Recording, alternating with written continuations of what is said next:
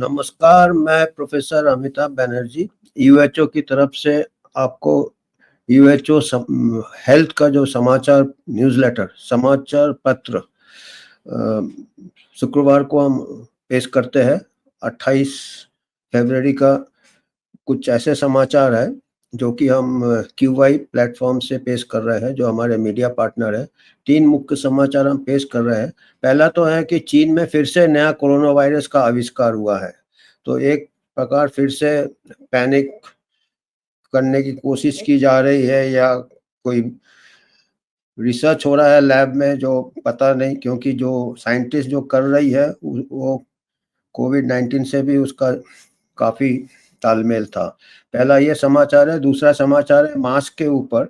Mask से तो virus नहीं बचा, ये तो सबको मालूम है और पहले भी इसके शोध हुए थे, पर क्राइम बढ़ गया है। अमेरिका में भी बढ़ गया है, इंडिया में भी बढ़ गया है, उसका वो समाचार बताएँगे।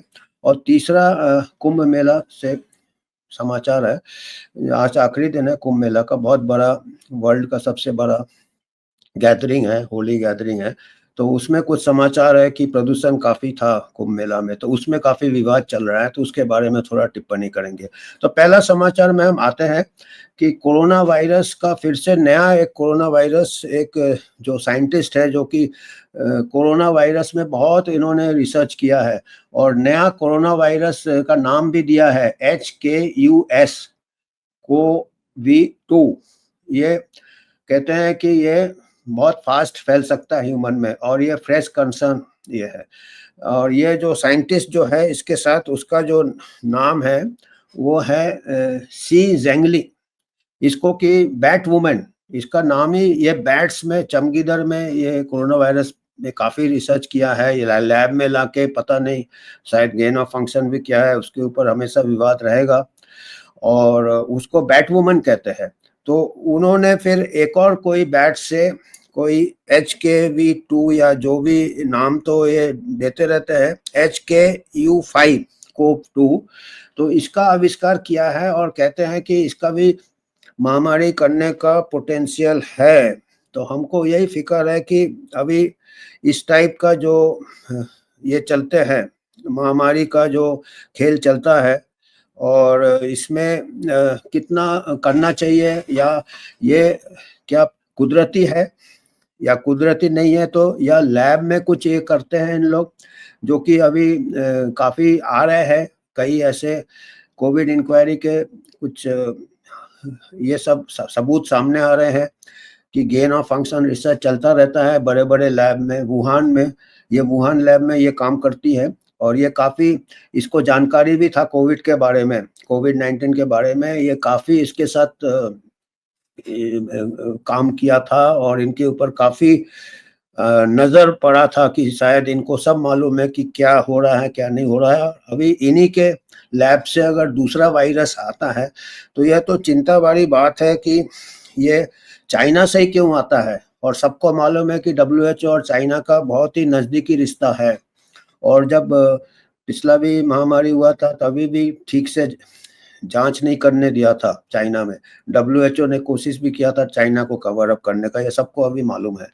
तो ये हमको, हमारी तरफ से ही रहेगा, जो WHO चाहेगा कि एक इंडिपेंडेंट बॉडी होना चाहिए जो ऐसे लैब्स का, और ये इस टाइप के जो रिसर्च है, जो मैनिपुलेटिव रिसर्च है या गेन ऑफ फंक्शन रिसर्च है, वो तो कबूल नहीं करेंगे इसको। पर जब पता चल रहा है कि अभी सार्स कोव 2, जो जिससे कि कोविड-19 महामारी हुआ था, वो गेन ऑफ फंक्शन रिसर्च जहाँ तक अभी तक तो सब सबूत उसी तरफ जा रहे हैं, तो हमको इस टाइप के रिसर्च पे पूरा बैन लगाना चाहिए। और आपको मालूम है कि H5N1 जो बर्ड फ्लू है, उसमें भी गेन ऑफ फंक्शन रिसर्च, वो तो उसके पेपर्स निकले हुए हैं। तो ये तो बहुत बड़ा ये है, डेंजर है, ह्यूमैनिटी के लिए डेंजर है, ऐसे वायरस से खिलवाड़ करना जो प्रकृति में पाए जाते हैं। तो ये हमारा पहला समाचार है, ये चिंता वाली बात है, पर इसके ऊपर नज़र रखना चाहिए और जैसे-जैसे और खबर आएँगे हम आपको बताएँगे। दूसरा खबर है मास्क के ऊपर। आपको मालूम है कि मास्क में कोई, कई बार महामारी के पहले भी मास्क को मालूम था कि वायरस को नहीं रोकता है, तो हाई स्कूल के बच्चे को भी मालूम है, वायरस सभी इससे निकल जाते हैं फ़िल्टर से। और आपको याद होगा जब महामारी नया-नया चालू हुआ था, सीडीसी, डब्ल्यूएचओ, एंथनी फाउची सबने स्टेटमेंट दिया था कि मास्क पहनने की ज़रूरत नहीं है आम आदमी को ज़रूरत नहीं है, बल्कि ऐसे करेंगे तो अस्पताल में कमी हो जाएगी मास्क। तो ये तो सबूत था। और पर जैसे-जैसे महामारी चलता गया, कोई हैमस्टर में रिसर्च करके बोला कि नहीं मास्क से बचता है। फिर मास्क मैंडेट लगा दिया, कानून बना दिया, फाइन लगने लगे मास्क नहीं पहनने से, पुलिस वाले पकड़ते थे सभी देशों में। जबकि मालूम था, उसके बाद महामारी के दौरान 2 बड़े-बड़े स्टडीज़ भी हुए थे। ये देखिए, बांग्लादेश में 3 लाख पॉपुलेशन में स्टडी हुआ था, 1 लाख को मास्क दिया था सर्जिकल, 1 को कपड़े का, 1 को ऐसे। उनमें ज़्यादा कोई फ़र्क नहीं, जहाँ तक कपड़े का मास्क था और आम आदमी में जो मास्क नहीं पहनते थे, उनमें कोई ट्रांसमिशन में, संक्रामक शक्ति में कोई कमी, बढ़ाव-चढ़ाव नहीं था। और जो सर्जिकल मास्क पहनते थे, उनको केवल 11% फ़ायदा था, और वो भी जिस तरीके से चेंज करके पहनना है, जो कि आम आदमी नहीं पहन सकता। तो ये स्टडी में एस्टेब्लिश हो गया था कि मास्क से कोई फ़ायदा नहीं है महामारी रोकने में, फिर भी मास्क चलता रहा। और दूसरा एक और स्टडी हुआ था, डेनमार्क में भी एक स्टडी हुआ था, ये डेनिश मास्क स्टडी है। तो ये तो हमारे मास्क के अभी चोर लोग इसका फ़ायदा उठाए हैं। ये दिल्ली का समाचार है, mask thieves new worry for Delhi cops. जब महामारी के दौरान भी कई ऐसे डकैती, चोरी हो गई, जब लोग मास्क पहन के उसका फ़ायदा उठा लिया। वायरस तो बचा नहीं, पर चोरी और डकैती बढ़ गई, और सीसीटीवी कैमरा में भी आपका नहीं आया। ऐसे यूएस में भी इंक्वायरी चल रहा है अभी। अभी एक न्यूज़ आइटम है, ये देखिए, US justice department demands data on criminal cases involving mask wearing defendants, कि कई क्राइम्स हो गए यूएस में जो मास्क पहने थे और उनको पहचानने में मुश्किल हो रहा है। इंडिया का भी हमने दिखा दिया, इंडिया में भी ऐसे हो गए। अब हम क्यों बात कर रहे हैं इसका? अभी आप कहेंगे महामारी होगी, अभी तो कोई मास्क भी नहीं, इसलिए कह रहे हैं कि अभी जभी भी कुछ ऐसा थोड़ा-सा भी कुछ होता है, बर्ड फ्लू का होता है, या आपका केरला में कोई निपा होता है, और यहाँ तक कि अभी थोड़े दिन पहले एचएमपीवी वायरस का भी आया था, तो कई स्कूल, पूना में ही कई स्कूलों ने बोल दिया कि मास्क पहनो। अभी लोग ऐसे, इसमें क्राइम बढ़ जाएगा और बच्चों को तो नुकसान भी होता है, सबको मालूम है। तो ये मैं ये बताना चाहता हूँ ईएचओ की तरफ से, जो पॉलिसी मेकर्स है, देखना चाहिए कि फ़ायदा और नुकसान। अभी बहुत स्टडीज़ आ गए हैं, ट्रायल्स आ गए हैं। ये देखिए, मास्किंग, नीचे भी एक स्टडी दिया है, डेनमार्क में एक स्टडी हुआ था, उसमें भी पता चला मास्क से वायरस नहीं रुकता है। सबको पहले भी मालूम था, महामारी के दौरान भी मालूम था। तो अभी हर इसमें स्कूल अपनी तरफ से मास्क का ये दे देता है, रूल बना देता है। लोकल अथॉरिटीज़ मास्क करते रहते हैं। तो हम आगे का ये दे रहे हैं कि अभी जिस हिसाब से इन्होंने चालू किया ढिंढोरा पीटना, अगला पैंडेमिक आ रहा है, चाइना में नया सा कोरोना वायरस HKU5, क्या अलग-अलग अल्फ़ाबेट नाम दे देते हैं। तो हमको ये देखना है कि हमेशा मास्क से नुकसान, डकैती, चोरी ज़्यादा होता है, वायरस नहीं बचता है, तो ये हमको याद रखना। और तीसरा हमारा आखिरी जो आज न्यूज़लेटर में हमारा मुद्दा है, वो ये महाकुंभ चल रहा है, और ये इसमें जो रिपोर्ट है, ये टाइम्स ऑफ इंडिया का ही रिपोर्ट है कि high level of faecal bacteria, जो कीटाणु है जो कि मल में आता है और जिससे बीमारियां फैलती है, हेपेटाइटिस फैलता है, जॉन्डिस फैलता है, टाइफाइड फैलता है, अभी क्लोस्ट्रिडियम जेजुनी फैलता है, जिससे कि पुणे में गिलेनबारे हो रहा है। कई ऐसी बीमारियां फैलती है, अमीबियासिस, तो कई बीमारियां फैलती है ये दूषित पानी से। और जो क्राइटेरिया होता है, तो मैं वही देख रहा था कि कितना लेवल ज़्यादा है, ये alarming level of coliform count, एक बैक्टीरिया होता है जिससे पता चलता, वो 1400 टाइम्स ज़्यादा था, वो बैक्टीरिया, कोलीफॉर्म बैक्टीरिया, जो कि जितना लेवल होना चाहिए, बहुत कम लेवल होना चाहिए, उससे 1400 टाइम ज़्यादा था ये संगम के पानी में, गंगा में, और यमुना में 660 टाइम्स ज़्यादा था, 660 टाइम्स ज़्यादा।